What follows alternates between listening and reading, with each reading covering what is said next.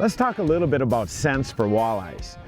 When I start thinking about using a scent on my baits, it's typically in tough conditions, particularly cold weather. But even if you're just having problems getting the fish to bite, it's a good time to think about using scents. Now there's two types of scents. The first one is what I call a flavor scent. And you get that in like power bait, gulp, max scent. It's where the fish bites the lure and actually keeps it in his mouth longer because it tastes good. The other type of scent you need though is on crankbaits.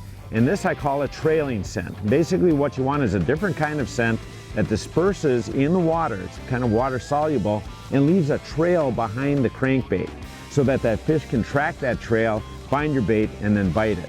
Now in the past you just kind of glopped on the bait, the scent onto your bait, but now we've got these new Scented Flicker Shads with the Scent Plus pockets. And what they are is these little ridges here, actually have little pockets on the side and on the bottom where you can take gel, and they've got a special new gulp gel to go in there, and you can apply that to the bait just real quickly right in there, right? And then you just smooth it out. And what that does is make sure that there's an even amount of gel on there. It doesn't throw off the action of the crankbait, doesn't take it out of the balance, and that amount of scent will run about 20-25 minutes down there and be throwing off that trail.